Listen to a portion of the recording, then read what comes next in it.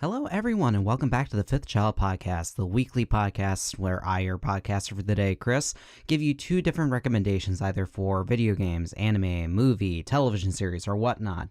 And so this is the month of October, which is the month of Halloween, which is one of my favorite holidays of all time, and I'm continuing this trend this entire month of at least giving you two different recommendations for something that's either horror-based, thriller-based, or just in general what I find to be a potentially scary kind of thing. And there isn't really anything coming out this month in particular in terms of video games and movies that I would find particularly scary or is horror-based at all. The only thing I can think of off the top of my head is Luigi's Mansion 3, which is coming out for the Nintendo Switch, but that's a Luigi's Mansion game. That's not really a scary game, but I could potentially probably talk about that sometime in November, honestly, but this entire podcast, this entire month of the podcast isn't really leading up to anything in particular.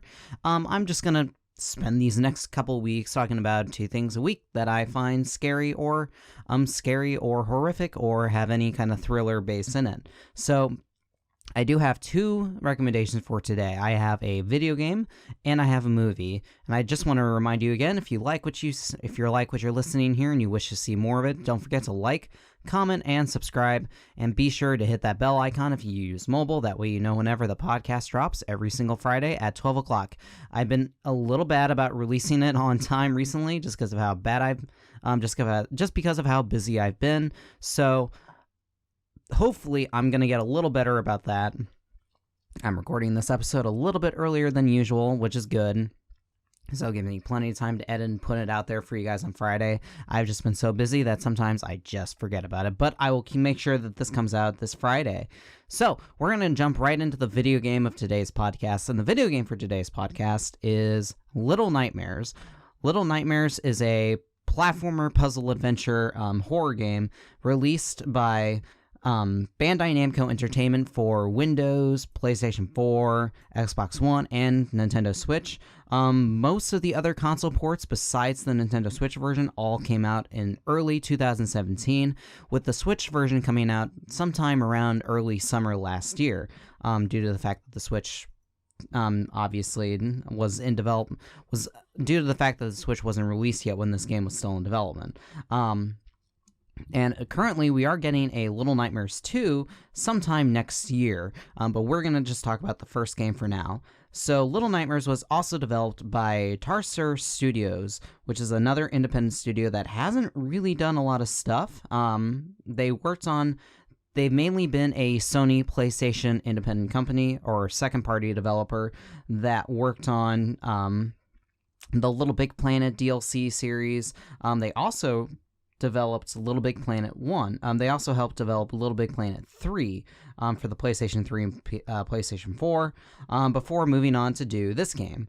So we're going to go ahead and talk about the story for Little Nightmares, and there's not much to the story I want to talk about just because it is a little bit vague in its storytelling methods. There's no dialogue whatsoever in this game spoken by any characters. There's no narration of what's going on. There's just what you know. There's just what you know from what the developers have said, what the Steam page says. So the main story of the game is that you are a little child in a raincoat named Six, who's trapped in this weird naval vessel known as the Maw. And the Maw is terrorized by these huge hulking creatures who are huge to this little child. Oops, excuse me. Throat's getting a little froggy, excuse me. And so you control Six as he goes throughout the entire Maw and tries to avoid all these evil creatures who are either trying to hurt Six or try to eat him. The entire time as Six tries to escape the Maw, you do run into all these other escaped children. And you also Six doesn't even go out of his way to try to rescue them. In fact, he just goes on his way and tries to escape all on his own. And throughout the game, there's also these little bits of interesting moments where he goes hungry, and then you see some of the game's more darker sequences as you see Six kind of devolve as the game goes on, and as he gets more and more progressively hungry and the lengths that he's willing to go. And that's kind of what's a little cool about the story, is that the game does a really, really good job at sort of bridging the gap between Six and the monsters that are trying to kill him. So that's all I'll say about the story. There's not much more to it, and if I went in any more, I'd be going to spoiler territory that's better served for you to watch, for you to witness on your own while playing the game. So the game itself is a platformer. It is a horror game as well. There's not any jump scares whatsoever in this game. Unlike Detention, the game I played before, a lot of the games, the majority of the game's horror comes from some of the tense sequences that you go through while trying to platform your way throughout the game and avoid all these huge hulking monsters or people, technically, that are trying to kill you. And so the game itself uses a pretty interesting physics-based platforming, where you control Six with the control stick. You can jump, you can crouch, and then you can also grab a hold of stuff. And it's the grabbing hold of stuff where most of the physics-based puzzles come into play. Some of the puzzles require you to pick up, say, a key or something, or move around objects in such a way that allows you to platform to other sections of the area, and that's all pretty interesting. That's also probably some of my least favorite aspects of the game, because some of the platforming is a little on the janky side. Like any other game that actually has a pretty in-depth physics engine, there are also opportunities for that physics engine to fail and for it to be a little bit more finicky. And that is some of my issues with Little Nightmares. There was a lot of moments throughout the game when I would be in a platforming section, and I would think that a ledge is either grabbable or something was grabbable, or I could make a jump and either that ledge wasn't grabbable and then I fell to my death, or I just fell down to my death. Another issue I do have with the game also is that the checkpoint system is not very well defined. Throughout the entire game, I thought that the checkpoint system is that throughout the game you see these little lanterns, and Six has a lighter that you control with the A button for the Switch version, which is the one I played. And if you light that lantern, I thought that was the checkpoint. And for some reason, if I died, which did happen a lot in my first playthrough of the game, I didn't teleport exactly to where that lantern was. I either teleported before or a little bit after. So it's not very well defined exactly what the checkpoint system is. So that is a slight negative for me. Another negative I think I can think of is that it is also incredibly short too. I found there are actually two different playthroughs of the game. One of the first playthrough for the base game is when you play as Six, and that game alone is not very long at all.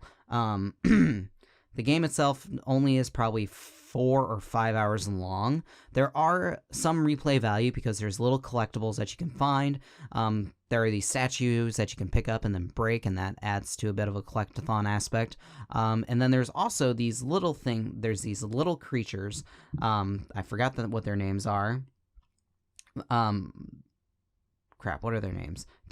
I think they're called gnomes. They're little tiny creatures that just wander around everywhere. You can grab them, and I'm assuming you hug them.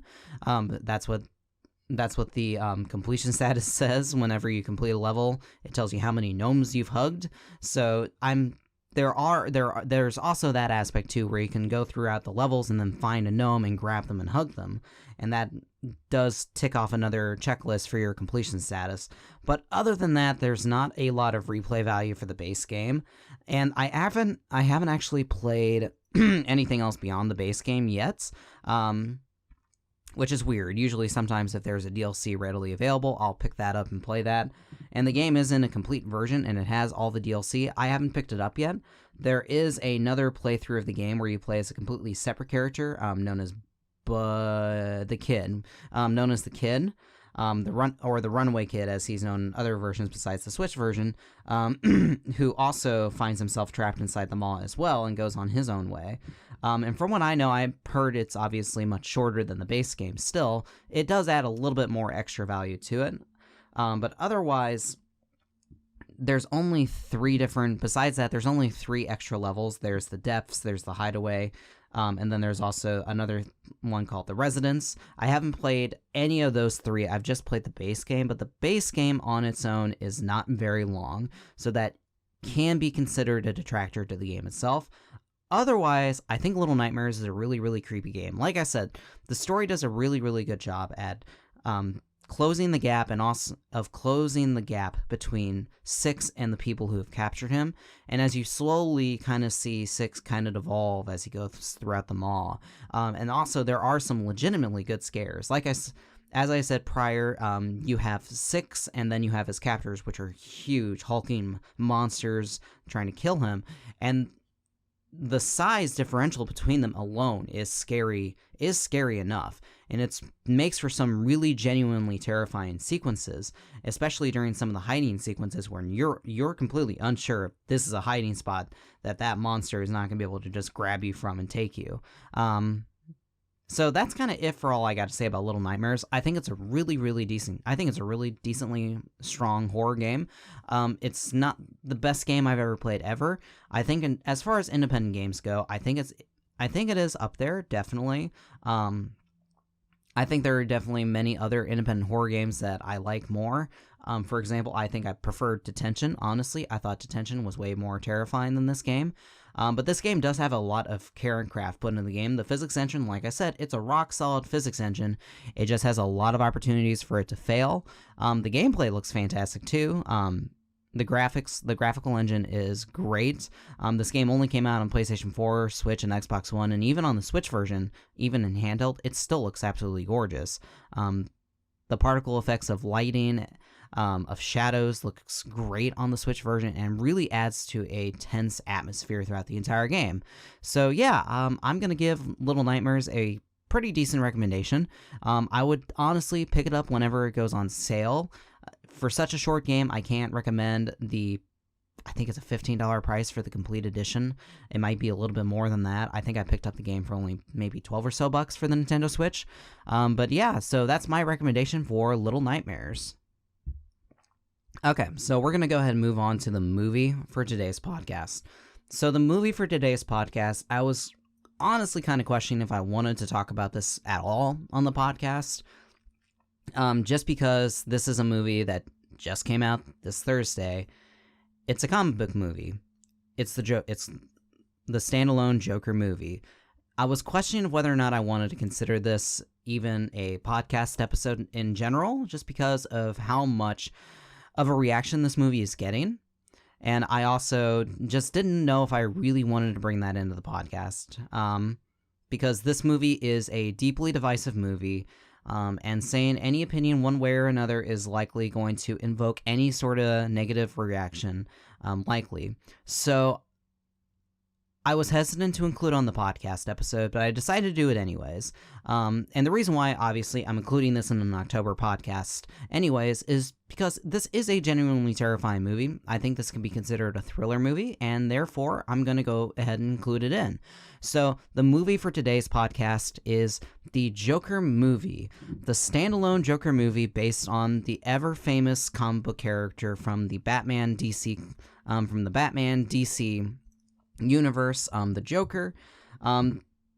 Joker itself, the movie was directed by Todd Phillips, who's well known for the Hangover trilogy, War Dogs, and then a couple other not so good comedy movies, Road Trip, Old School, Starsky and Hutch. I've heard Old School has a bit of a cult following. I've never watched it. I haven't heard a lot of good things, and the only good movie that Todd Phillips has made up until this point was The Hangover Part 1, because it was the only one that had any genuinely good laughs in it, while Part 2 kind of just wallowed in the original while still trying to up the ante a little bit, and Hangover Part 3 just kind of became a black comedy drama that was completely tone deaf. So going into the movie The Joker, into this movie Joker, I was I was kind of afraid of how it was going to turn out, because one, I know for a fact that Todd Phillips was not the best director. He's kind of a tone-deaf director who has no idea how to pace a sequence or write a film in any coherent manner. Two, I was kind of worried about this whole standalone thing. Not having it connected to the DC comics seems kind of weird. But those fears kind of got slowly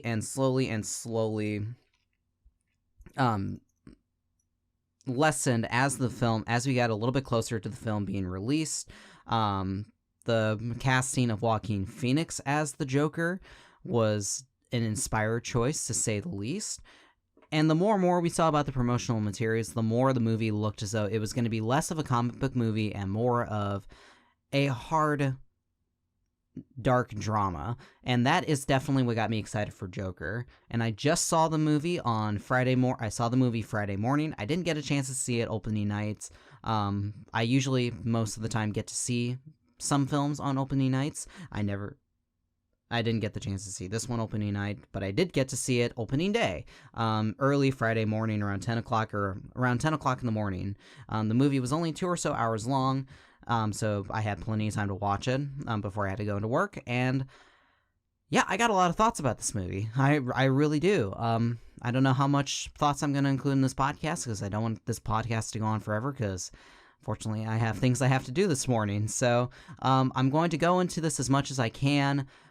Without either going into spoilers, but also still kind of generally giving my own personal thoughts on the movie itself. So the first thing I'm going to go into is I'm just going to go into the story, and I'm not going to go into this hardly very much at all. I'm just going to give you the short summary of what you need to know going into this movie. This is basically the movie about the birth of the Joker.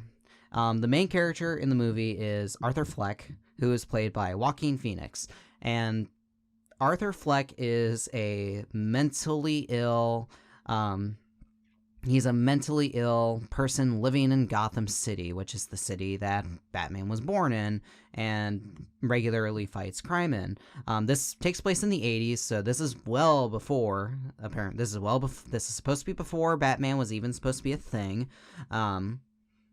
We do get to see a young Bruce Wayne at some point, but I'm not going to touch up on that at all because I think that goes into some spoiler territory, so we won't talk about that very much. But the main focus of this entire story is entirely on Joaquin Phoenix's Arthur Fleck, which is very interesting for a Batman movie, because usually Joker isn't exactly the biggest focus of a movie. The last time that this was honestly kind of done was the Tim Burton Batman 1989. And that was that was more interesting because that movie was honestly kind of mistitled. Batman was barely in the movie for the first movie outing that he had, and it was more or less just the Joker throughout. It was mostly Jack Nicholson's Joker. This got subverted in the Christopher Nolan trilogy in the midquel, The Dark Knight, which is probably one of my top 5 all-time favorite movies. I love The Dark Knight to death, and I loved Heath Ledger's portrayal of the Joker. Heath Ledger's portrayal of the Joker was one of the most iconic villain portrayals that we have seen in modern cinema, and the weird thing is that he's only in the movie for about maybe a half hour to 40 minutes of screen time in a movie that's almost 2 hours, and that's in a movie that's about 2.5 hours long. I want to say throughout the majority of the movie, this Joker movie, Joaquin Phoenix is on screen for the majority of it. So this is the first time that a movie is this centralized around the Joker itself and how he becomes the Joker. So that alone is one of the most interesting aspects of this film. And so we get to see Joaquin Phoenix's portrayal as the Joker come to life, and as he slowly devolves and becomes a version of the Joker, a newer version of the Joker that we may not be entirely used to. And that's definitely one of the positives about the movie. So Arthur Fleck kind of starts off as I said, is a mentally ill person living in Gotham City. He lives with his mother. Both his mother and him live in poverty, and Arthur Fleck just kind of gets by living. He gets by as a rent-a-clown in Gotham City, and he's regularly downtrodden by society as a whole. The beginning of the movie just begins with him getting beaten up by a couple kids. His sign gets stolen, he gets beaten up, and then he just kind of goes back. He goes back to work, he goes back home, and then he regularly talks to his therapist. He's on all sorts of medication, and then he has a whole lot of different other issues alongside it, and you'll notice I don't want to go too much into how many issues he exactly has, but they all kind of intertwine in some very, very interesting manners.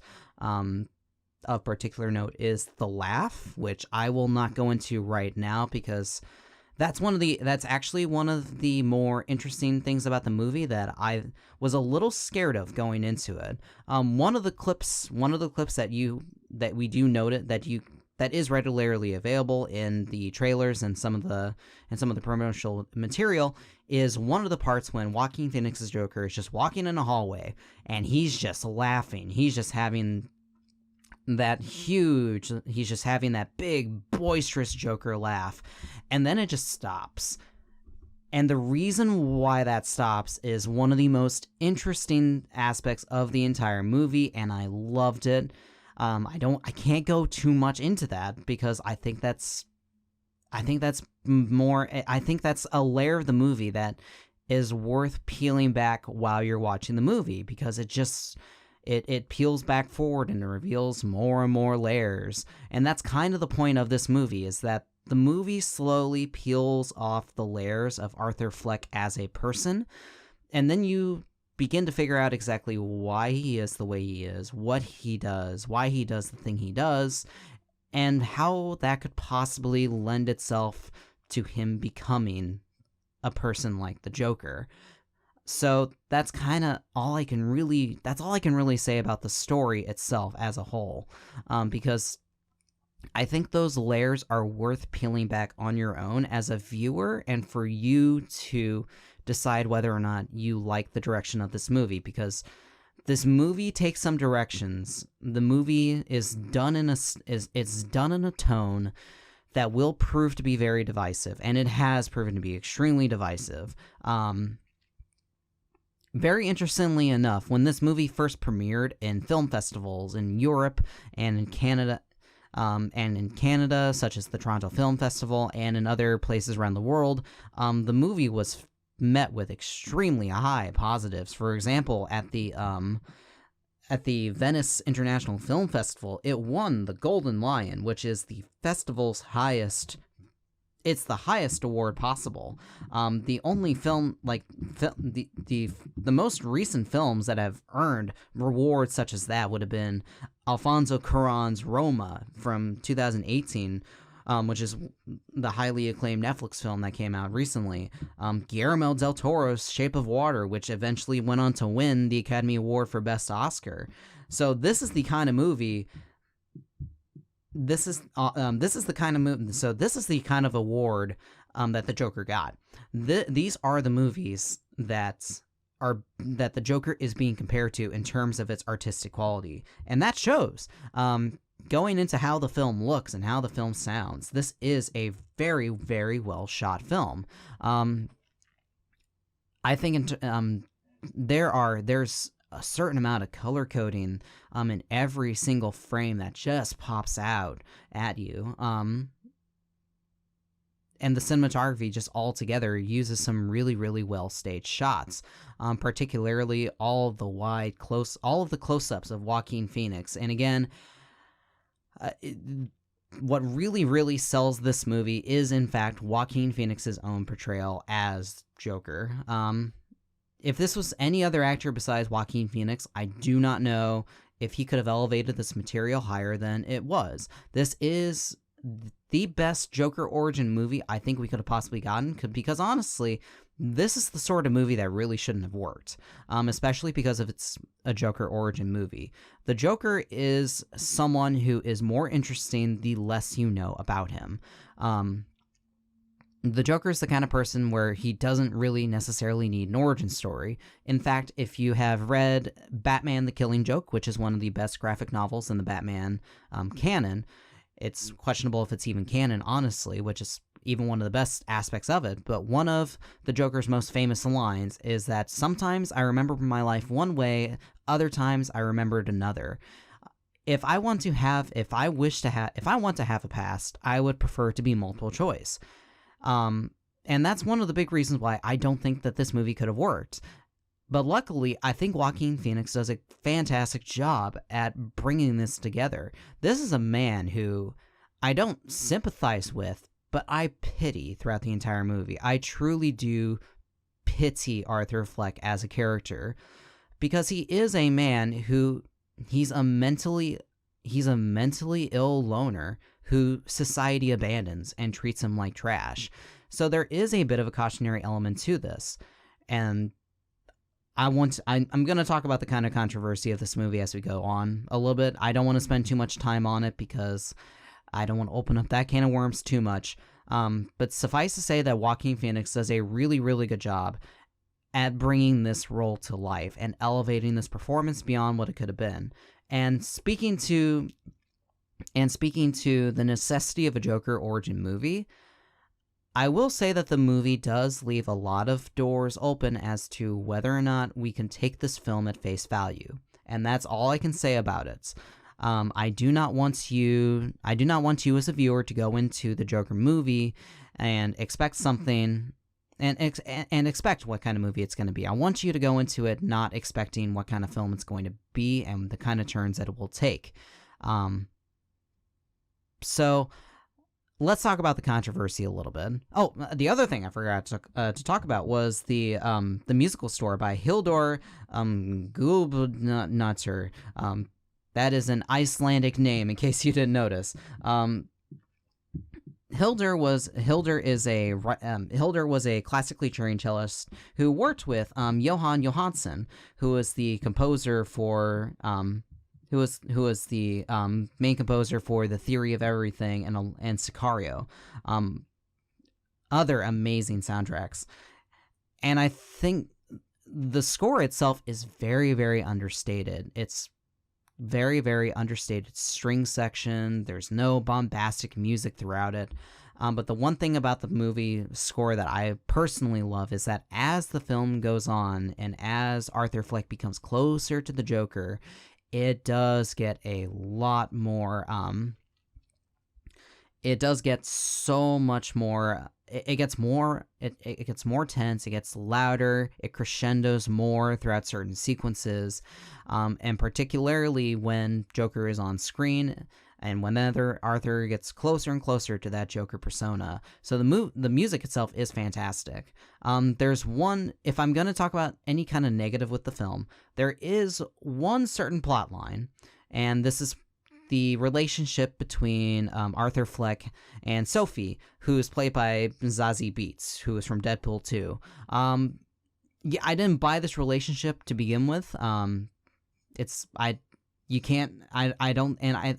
that's the thing, is that it's hard for me to think of this as a negative, because the film expects you to think that expects you to kind of think that this relationship's kind of bullcrap. There is an interesting interplay there that, again, like I said, I can't go into at all. But if there is one flaw with the film, it's that that's one certain flaw. It's that the direction that they were going for near that first half hour to hour or so with that relationship, I didn't buy it one bit. And there's a reason why I didn't buy it, and that's all I will say about that.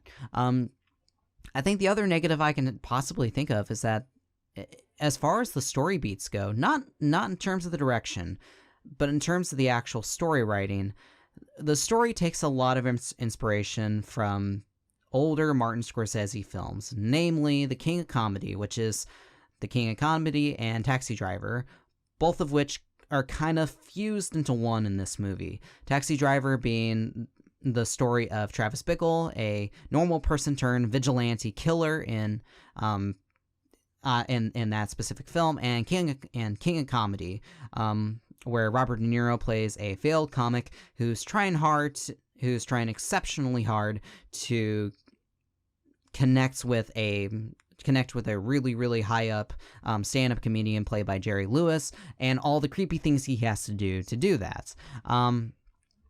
the influence of both of those two movies is really readily apparent in Joker, and that's no surprise whatsoever, because even going into this movie, Todd Phillips, Joaquin Phoenix, literally everyone said that they looked to Taxi Driver and The King of Comedy in order to structure this film. So there's no surprise there. It is a bit of a detraction.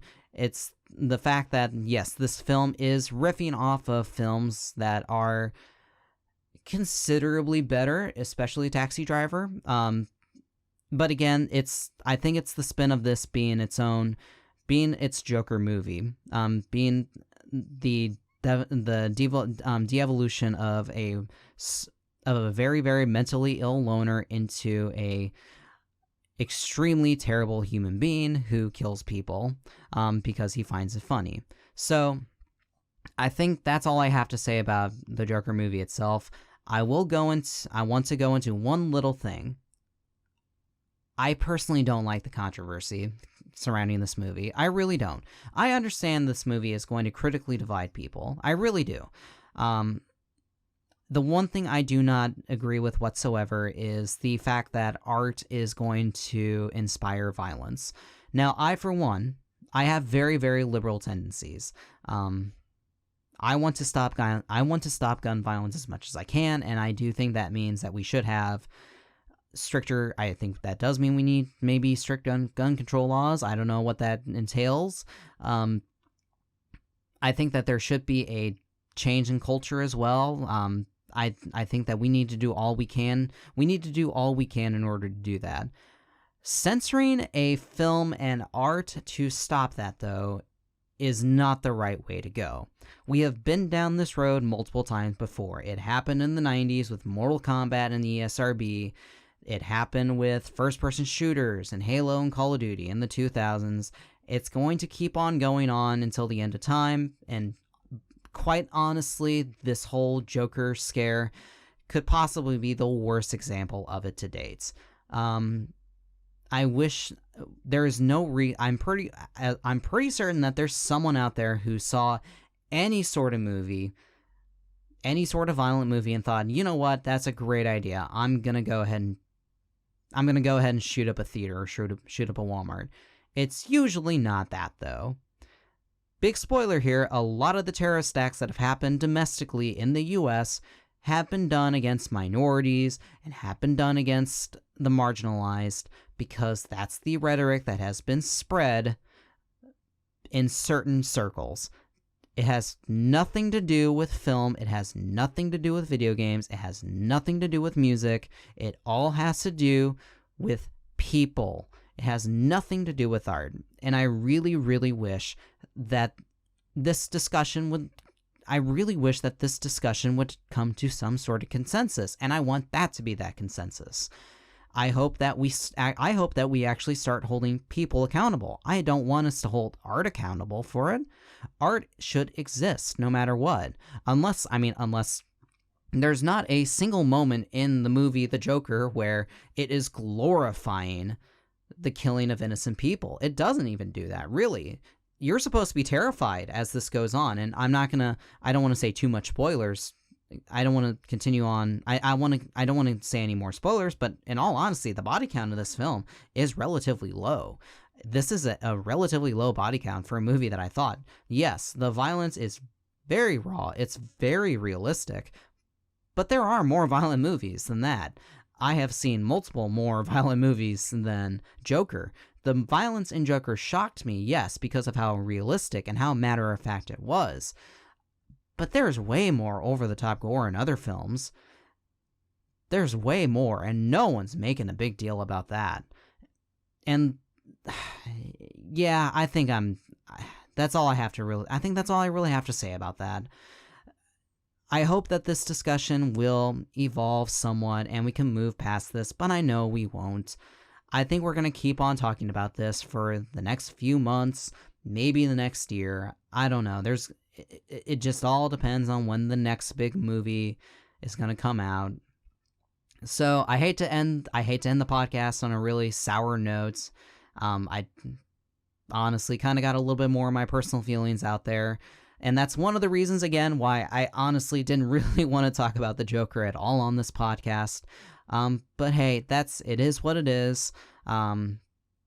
So yeah, recommendation for the Joker. I do recommend the film. I think the film is a good movie. I'm just unsure how I personally feel about it. I'm unsure if it's the kind of movie that I want to watch, because it is a depressing movie. And I think there is one certain moment in the movie that elicited a few laughs, and it really shouldn't have. And I think at that point in time I realized this movie is almost a reflection of society. And I think that this is an important movie. I think this is an important movie that kind of puts a mirror up to society. And I think that's the reason why it's dividing people. People are not willing to notice the fact that it is a mirror and it shows exactly what society is. So I think anyone who is old enough to go see this movie, it is an R-rated movie, so I don't want people under the age of 17 to see this movie. I think the movie could easily be handled by 16 and 17-year-olds, but definitely do not take your junior high school kid to go see this. Don't take your middle schooler. Yeah, it's a comic book movie that's based on a comic book character that everybody loves, but this is a dark, gritty, realistic, raw movie with a lot of dark emotions going through it. It can potentially really mess up a kid, so please do not let them go see this. If you are old enough to go see it, I definitely recommend it. I do potentially want to see this movie one more time, just so I can get a better grasp of how I feel about it. So I think that's it for today's podcast, and sorry it kind of ended on a little bit of a sour note, but like I said, I didn't want to really talk about the Joker because I was afraid I would kind of get a little too into it, but I think it's important to get into it sometime. I think it's important to include that discussion in there, and if my podcast can just throw a pebble into the puddle that is the internet pool of discussions of Joker, and for me to get my own 2 cents in, then so be it. Let that be that pebble that gets thrown in.